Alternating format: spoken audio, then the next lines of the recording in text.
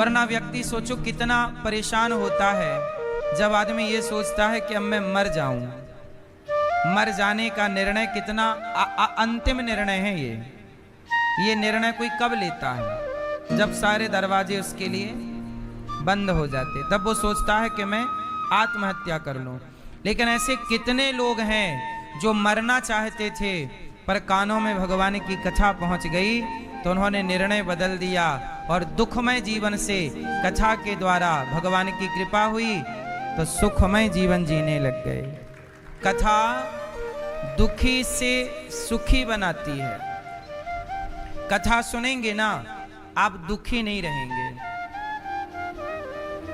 जो कथा सुनेगा वो प्रसन्न रहेगा, और जो प्रसन्न रहेगा वही जीवन को जीने का आनंद प्राप्त करेगा। इसलिए हम सबको कथा नित्य सुननी चाहिए। कथा भी ऐसी ही है जैसे हमें योग रोज करना चाहिए। योग करेंगे तो निरोग रहेंगे, खाएंगे तो स्वस्थ रहेंगे, पानी पिएंगे तो स्वस्थ रहेंगे। ऐसे ही कथा सुनेंगे तो मेंटली स्वस्थ रहेंगे आप, है ना। फिजिकली स्वस्थ रहना है, शारीरिक स्वस्थ रहना, तो खाओ पियो, योग करो फिजिकल, और मेंटल तो क्या चाहिए? मानसिकता कौन बदल सकता है? विचार कौन बदल सकता है? ऐसा है ना। देखो सिंपल सी एक बात मैं आपको समझाऊं। एक गिलास पानी है, वो पानी गंदा है, अब उसे साफ करना है तो क्या करें? साफ पानी डालते रहिए। क्या करेंगे? गंदा पानी है एक गिलास और उसे साफ करना है, कैसे करेंगे? क्या करेंगे भैया? साफ पानी डालते रहिए, कंटिन्यू डालते रहिए। क्या होगा? अपने आप वो गंदा पानी समाप्त हो जाएगा और क्या रह जाएगा? भरते रहिए, अपने आप आपके भीतर की बुराई समाप्त हो जाएगी, अच्छाई रह जाएगी। यही तरीका है। भागवत में 18,000 श्लोक हैं, 335 अध्याय हैं। भागवत को लोग अपने अपने तरीके से समझते हैं। देखो जीवन में, सबके जीवन में मुसीबतें होती हैं कि नहीं? लेकिन कोई, सब लोग अपने अपने तरीके से समझते हैं। अब एक उदाहरण से मैं आपको समझाऊं। मैया, ओ गुलाबी मैया, जा रही हो?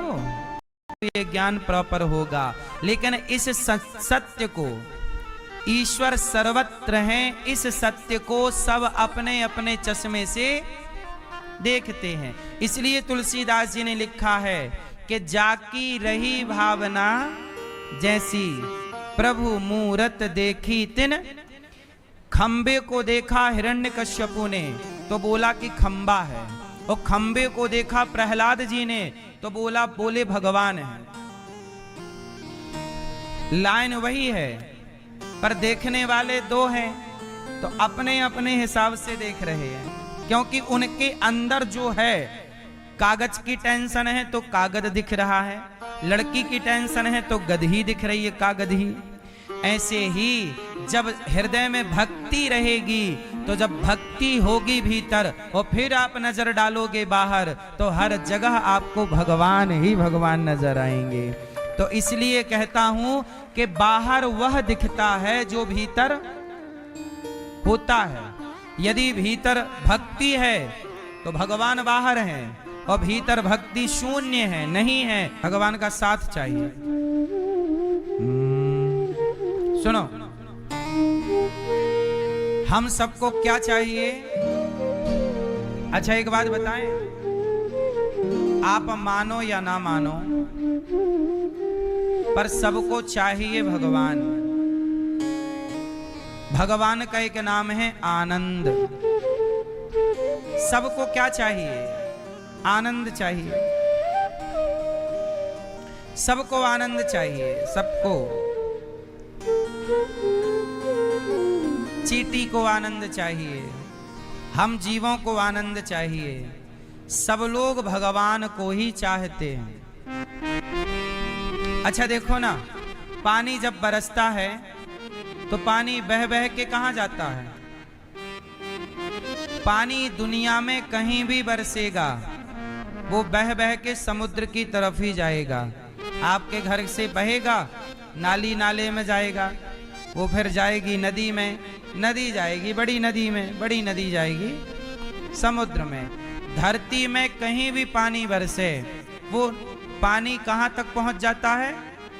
समुद्र तक। ऐसे ही अच्छा देखो, जब अच्छा हर चीज ऊपर से नीचे गिरती है, नहीं गिरती? आप गुरुत्वाकर्षण पढ़े हो? कोई भी चीज ऊपर फेंको नीचे, क्यों? क्योंकि धरती में क्या है?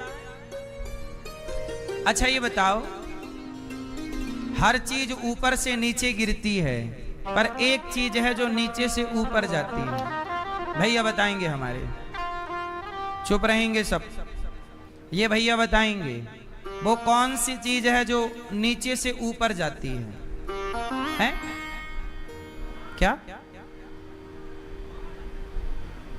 मक्खी उड़ के?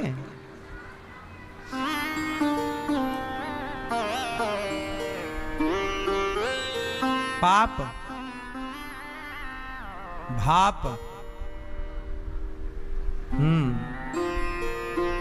हर चीज ऊपर से नीचे गिरती है, पर जब आप दिया जलाते हैं तो दीपक की जो ज्योति है, लौ, वो हमेशा ऊपर की ओर उठती है, नहीं उठती। को भी दुर्लभ कथा हम आपको सुनाने जा रहे हैं, ध्यान से। देवताओं, ऐसा है, आप लोग कथा सुनने के अधिकारी नहीं हैं। अच्छा देवता लोग ना कथा, देवताओं को भी कथा नहीं सुनाते। सुखदेव जी बोले आप लोग अधिकारी नहीं हैं। क्यों? अच्छा देवता लोग अधिकारी नहीं होते कथा सुनने के, क्यों? मैया, देवता किसके अधिकारी नहीं है? कथा सुनने के। क्यों? क्योंकि देवताओं में दोष ज्यादा है। क्या दोष हैं देवताओं में? अब देवताओं के राजा देख लो, इंद्र का दोष, दूसरे की पत्नी पे उनकी नजर थी, अहिल्या पर। ये कौन है? देवता। इसलिए सनातन में देवताओं की पूजा नहीं होती। किसकी पूजा नहीं होती? इसलिए इंद्र की पूजा नहीं होती, जबकि इंद्र देवताओं के राजा हैं, इंद्र देवताओं के, पर उनकी पूजा नहीं होती। क्यों नहीं होती? क्योंकि वह देवता होने पर भी वह मनुष्यों से भी गिरा हुआ व्यवहार करते हैं। मतलब मनुष्य भी जो ठीक ठाक मनुष्य हैं, वो भी ऐसा व्यवहार नहीं करते जो देवताओं के राजा करते हैं। इसलिए देवताओं की पूजा नहीं होती। पूजा किसकी होती है? भगवान की। देवता में और भगवान में अंतर आपको कई बार बता, केवल दुरुपयोग करेगा। ये जाके हाथ मिलाएगा दुर्योधन से, और दुर्योधन के साथ यदि ऐसे लोग आ जाएंगे तो दुर्योधन की शक्ति बढ़ जाएगी, क्योंकि वो तो भरी सभा में कपड़े उतारने वाला है नारियों के, द्रौपदी के। तब द्रोणाचार्य जी ने कहा कि भाई ये भविष्य में खतरा हो जाएगा, इसलिए कहा कि ऐसा करो कि तुम अंगूठा दे दो दक्षिणा में, चलो लाओ। गुरु द्रोणाचार्य ने किया गलत, एकलव्य से अंगूठा मांग लिया, ये तो गलत था। परंतु गुरु द्रोणाचार्य करते क्या है? कीमत क्या है? हम लोगों को हर चीज सहजता से मिल चुकी है, इसलिए हम लोग ईश्वर की इस देनगी पर कोई उनकी कदर प्रयास कर लेते हैं आगे, भगवान की इच्छा। तो छोटा बच्चा था, सोचिए जन्म के लगभग 1-1.5 साल का हो गया, उसने दुनिया नहीं देखी, कुछ भी नहीं देखा, दिखता ही नहीं उसको। लेकिन जब उसकी आंखों में पहली बार चश्मा लगा और जब उसने देखा तो देख के अपने आप मुस्कुरा पड़ा, स्माइल, होठों पे मुस्कान। क्यों? उसकी दौलत क्या है? उसकी दौलत दृष्टि है। नेत्र के उन उम्मीदों ने, इच्छाओं ने हमें ना जाने क्या बना दिया। कई बार आप क्या कहती हो, हमारे पति हमारे हिसाब से नहीं चलते, हमारी पत्नी हमारे हिसाब से नहीं चलती। सुनो, जब कोई आपके हिसाब से ना चले तो आप उसके हिसाब से चलना शुरू कर दीजिए, समस्या खत्म। तुम जैसा, अच्छा ठीक है हम चलते। किसी को तो समर्पण करना ही होगा। समस्याएं यदि हैं तो समस्याओं पर बात नहीं करना चाहिए, समाधान पर बात करनी चाहिए कि समस्या का समाधान ये है, ऐसी व्यवस्था बना लो जिससे समाधान मिल जाए। सुखदेव जी ने देवताओं से कहा कि आपको हम भागवत नहीं सुनाएंगे, हैं ये ज्ञान और वैराग्य दोनों परेशान हैं। जब से कलयुग आया है, कलयुग में भक्ति तो फिर भी ठीक है, पर ज्ञान वैराग्य की हालत बड़ी खराब है। कलयुग में भक्ति है थोड़ी सी, पर क्या नहीं है, ज्ञान नहीं। आप लोगों के अंदर भक्ति तो है, पर कमी किस चीज की है, ज्ञान की। कौन सा ज्ञान? ज्ञान होता है, खाने का ज्ञान सबको है, सोने का ज्ञान सबको है, बच्चे पैदा करने का ज्ञान सबको है, ये सांसारिक ज्ञान सबको है। पर जो ज्ञान वास्तविक, जो आपका कल्याण कर दे, वो ज्ञान थोड़ा सा आपको कम है। कौन सा ज्ञान चाहिए? जिस ज्ञान से हमारा चित्त भगवान में लग जाए, हमारा मन भगवान में लग जाए, वो ज्ञान। ज्ञानी कौन, अज्ञानी कौन? मैंने पिछली बार भी ये बात समझाई थी, पता है आपको? ज्ञानी कौन, अज्ञानी कौन? कौन है ज्ञानी? से ही आपने संसार में खूब नाम कमाया, खूब प्रतिष्ठा पाई, खूब पैसे कमाए, खूब बैंक बैलेंस बनाया, परंतु आपने भव सागर को पार करने के लिए प्रभु का भजन नहीं किया, पार लगना नहीं सीखा, तो क्या सीखा, तो क्या पाया?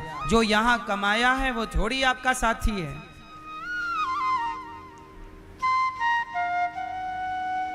तेरा कमाया तेरा साथी नहीं है। इसलिए मेरी मां, यहां के लिए जो कमा लिया सो कमा लिया, अब थोड़ा वहां के लिए कमाओ, ऊपर के लिए। ऊपर आपको जाना है ना, ऊपर मेरी मां, नहीं जाओगे तो ऊपर के लिए कुछ कमाई है। इसलिए थोड़ा माला जप लिया करो, श्रीमन नारायण श्रीमन नारायण, थोड़ा नाम जप कर लिया करो, थोड़ा भगवान का ध्यान कर लिया करो, थोड़ा भूखे को रोटी, थोड़ा प्यासे को पानी, थोड़ा सेवा, ये पुण्य थोड़ा थोड़ा कर लो, काम आएगा। बाकी तो सब यहां का यहीं बट जाएगा, आपका बंटवारा हो जाएगा, आपका पैसा बटेगा, जमीन जायदाद तो बटेगी, आपका पुण्य बटता नहीं है। भक्ति महारानी बोली, महाराज मैं बड़ी परेशान हूं, इसलिए मैया थोड़ा ज्ञान। ज्ञान क्या है? मेरे भगवान है, ये ज्ञान है, मेरे तो गिरधर गोपाल। अच्छा, वैराग्य क्या है? त्याग। आप लोगों के अंदर थोड़ा सा त्याग व्याग है कि नहीं?